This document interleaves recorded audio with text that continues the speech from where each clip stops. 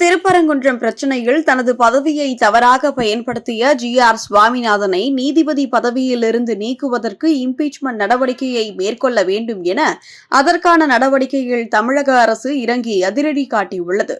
பொதுவாகவே பாஜகவானது வட மாநிலங்களில் மதக்கலவரத்தை தூண்டி மக்களின் அமைதியை சீர்குலைக்கும் நடவடிக்கைகளில் தொடர்ச்சியாக ஈடுபட்டு வருகிறது.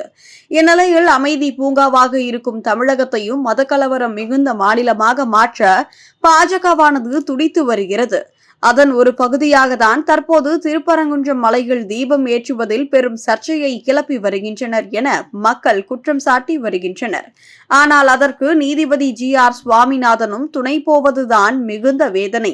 அவர் நீதிபதியாக இருக்கவே தகுதியில்லை, அவரை பதவி நீக்கம் செய்ய வேண்டும் என தமிழக அரசு அதிரடியாக முடிவு எடுத்து இருக்கிறது.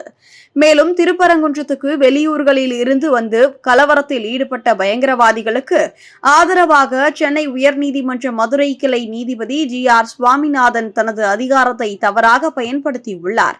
கார்த்திகை தீபம் ஏற்றும் நிகழ்ச்சி அமைதியாக நடந்து முடிந்த நிலையில் அங்கு வன்முறையை தூண்டும் விதமாக தீபம் ஏற்றுவதற்கு பயங்கரவாதிகளை அனுமதித்தது மட்டுமின்றி அவர்களுக்கு துணையாக உயர்நீதிமன்ற பாதுகாப்பு பணியில் ஈடுபட்டிருக்கும் CISF வீரர்களை அனுப்பியுள்ளார். இது அப்பட்டமான அதிகார மீறல் மட்டுமின்றி அரசமைப்பு சட்டத்துக்கும் வழிபாட்டு தலங்கள் சட்டம் 1991க்கும் எதிரானது.